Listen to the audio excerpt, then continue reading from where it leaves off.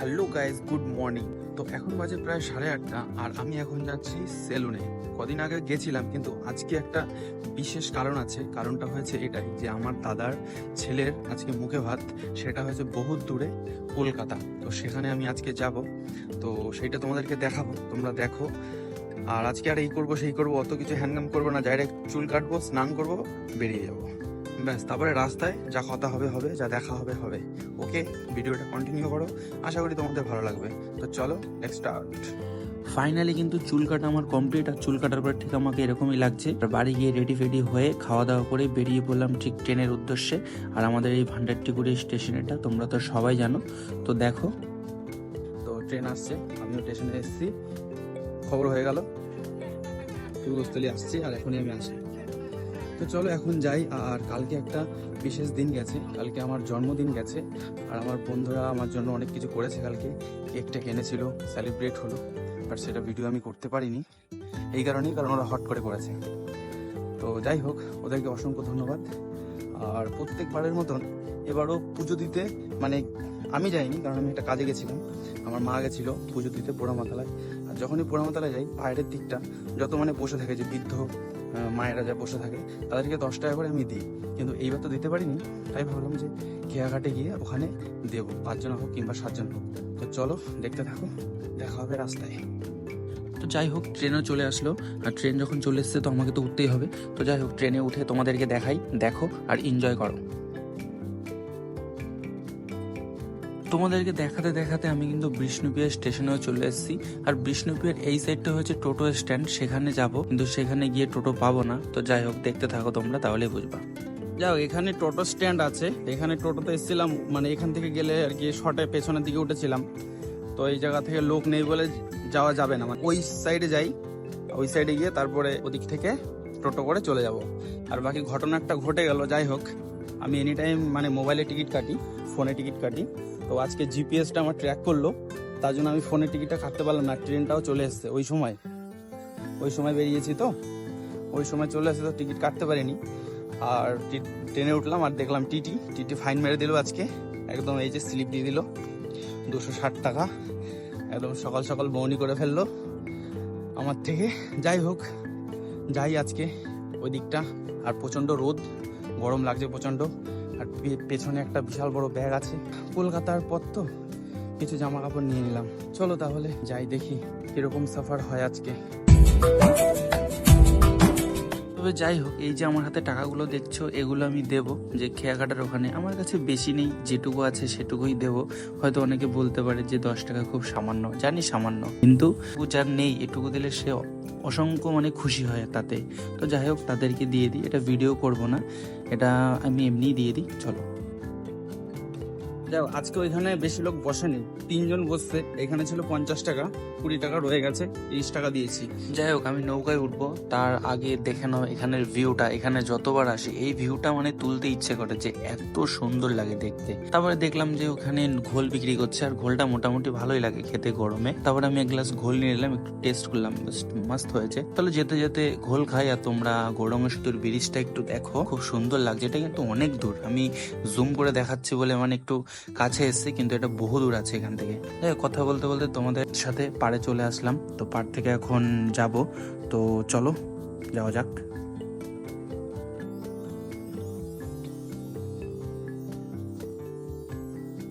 আমার এপারে চলে এসেছি, তো তোমরা সবাই জানো এপারে এসে কিন্তু অটো ধরতে হয়, আর অটো ধরে কিন্তু যেতে হয় সেইখানে। তো এখন আর অটো ধরলাম না, এখান থেকে যেতে হবে আমাদের গৌরিয়া মঠ। তো সেখান থেকে কিছু ভোগ নিতে হবে, মানে আমার দাদার যে ছেলে, তার মুখে ভাত। তো এখান থেকে নবদ্বীপ থেকে নিয়ে যেতে হবে সেই প্রসাদ, গোবিন্দবাড়ির হোক কিংবা গৌরিয়া মঠের হোক। তো আমার ভাই গৌরিয়া মঠ চুজ করেছে, তো ওখান থেকে ভোগ নিয়ে তারপর যেতে হবে। তো এখন আমি ওই কলাতলা মোড়ের ওখানে যাব, তারপরে আমার ভাই আসবে। তো ওখান থেকে আমরা গড়িয়া মঠ যাবো, তারপরে ভোগ নেবো, তারপরে ওখান থেকে কৃষ্ণনগর যাব। আর কৃষ্ণনগর থেকে আমার আবার দাদা আসবে একটা, যে আমার মাসির ছেলে কিছুদিন আগে যার বিয়ে গেছে, তোমরা দেখেছো সবাই তার ভিডিও। তো ও আসবে। আমি হাবেই যাচ্ছি, কথা বলতে পারছি না, এত রোদ। যাই হোক, চলো দেখো তোমরা, যদি ভালো লাগে তাহলে অবশ্যই সাপোর্ট করো। যাই হোক, তোমাদের সাথে কথা বলতে বলতে আমি পৌঁছে গেলাম আমার সেই জায়গায় যেই জায়গা থেকে আমি রওনা দেব। তো এখানে এসে হাঁপিয়ে গেছিলাম, তাই একটু জল খেয়ে নিলাম।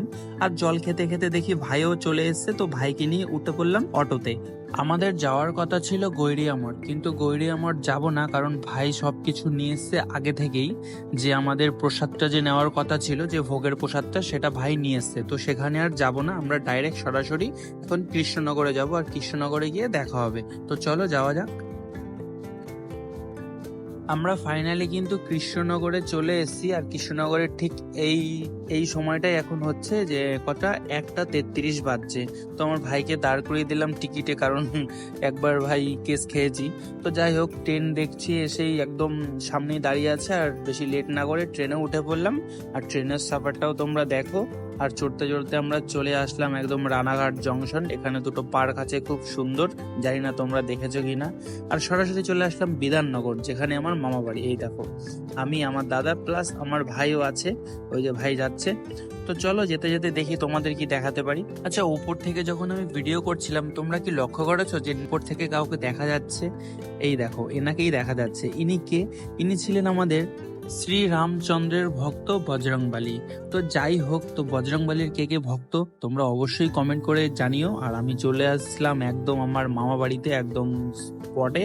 তো যাই হোক, তো এখন দেখি এসেই সবাই হাওয়া টাওয়া খাচ্ছে। আমার দাদা তো বসে পড়েছে গল্প করতে। যাই হোক, তারপরে দেখি ওরা এখানে গল্প করুক, আর আমি চলে গেলাম একটু ছাদে। তো ছাদ থেকে একটু ভিউটা ভাবলাম যে সেই লাগবে, কিন্তু সেরকমটা লাগছে না। তারপরে এই যে বাবু মশাই ঘুম থেকে উঠলো এখনই, যে এই বাবু মশাইয়ের আর কি মুখে ভাত, মানে আমার ভাইপো, আমার দাদার ছেলে। ফাইনালি আমাদের সাজুগুজু কমপ্লিট। তো চলো এখন লজের দিকে যাওয়া যাক। তার আগে দেখে নাও। চলো হাই করে দাও।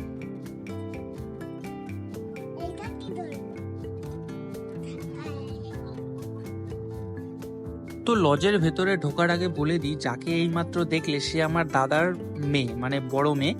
সে তোমাদের হাই বললো, তোমরাও একটু হাই বলে দিও। লজে ঢুকে বললাম আমার বৌদির কোলে আমার ভাইপো বসে আছে। তো এখানে বসা টসার পর একটু খুব গরম লাগছিল, তাই আমরা ভাবলাম একটুখানি আইসক্রিম কিংবা একটু কোল্ড ড্রিঙ্কস খেয়ে আসি। ভাই বলল, তো ভাইয়ের ট্রিট দিল এটা। আমরা সবাই একটু মজা মস্তি করে আসলাম। তো ওখানে মজা মস্তি করে আসার পরে আমরা চলে আসলাম সরাসরি লজে। তো লজেতে আশীর্বাদ করছে, তারপরে হচ্ছিল এখানে একটু গরম গরম কফি। আর কফি মানেই তো সেই। যাই হোক, আমি একটু কফি নিলাম, আর বৌদির সাথে হালকা করে চেসও করে নিলাম। তো কফিটা চুমুক দিতেই একদম সেই লেভেলের লাগলো কফিটা। তো বাকি আমার পাশে বসে আছে আমার দাদা, একটু শরম লাগছে তার।